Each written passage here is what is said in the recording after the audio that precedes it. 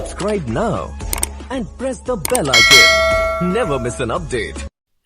Hello, this video will give you a stanza-wise summary of the poem I Remember, written by Philip Larkin.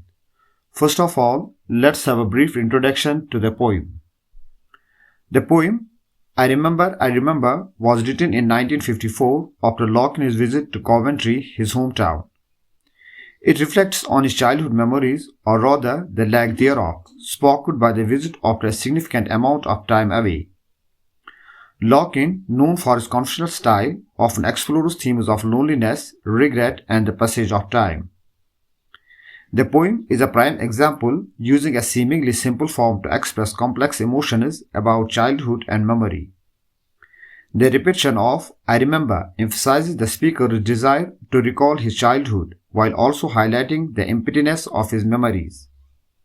The poem is a poignant exploration of memory and the challenge of recapturing one's past.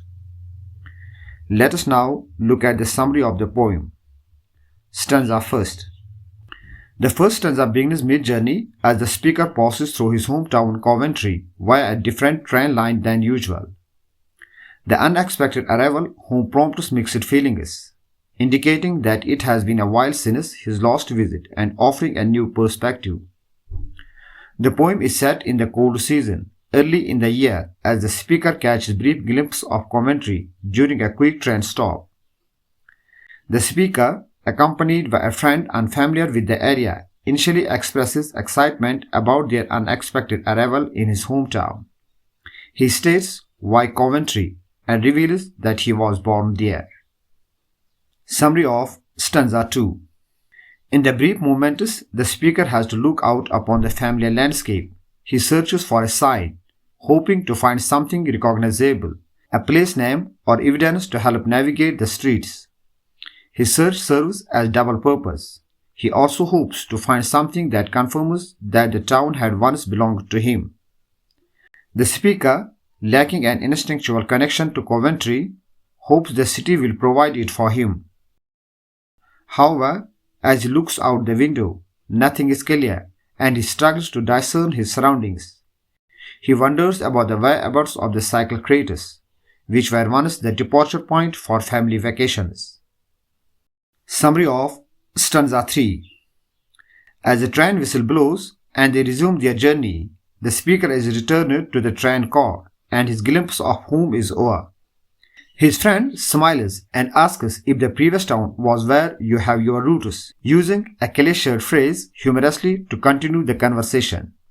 The speaker refrains from sharing his true feelings with his friend and keeps his reply to himself.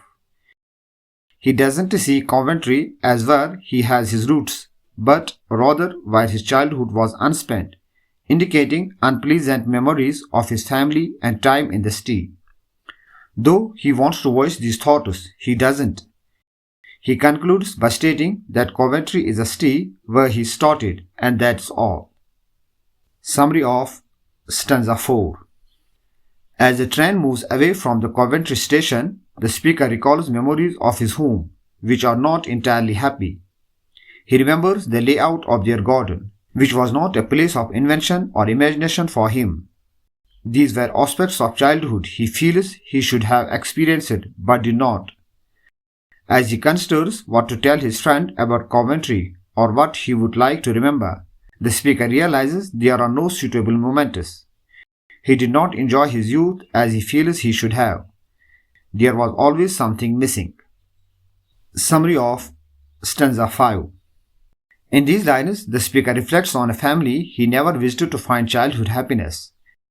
Their farm, which was not real to him, should have been a place he could escape to when he felt depressed. He imagines that in other people's lives, there are moments like this where one can find comfort in another, more hospitable home. He imagines the boys who would have lived there as being all biceps and the girls as all chest. They would have owned a Ford car, and their farm could have provided him with a place he could really be himself. The speaker is aware that this idea is a cliché. Summary of stanza 6.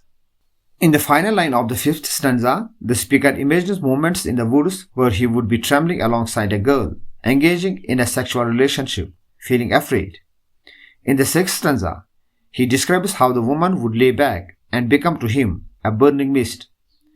In contrast to the moments of fear and pleasure, the speaker reflects on the office, where his comic verse was not recognized as he believes it should have been. While others might have their words read by a distinguished cousin of the mayor, the speaker did not receive this honor. Summary of stanza 7. In the final stanza, the speaker's non-story about his childhood concludes. In an ideal world, the distinguished cousin would have called his father and told him about the young boy's promise. The speaker's thoughts are interrupted by his friend, who reads the expression on his face and suggests that the speaker wishes the place were in hell. Although this may be true, the speaker replies that it wasn't really the place's fault. He didn't have the childhood he wanted.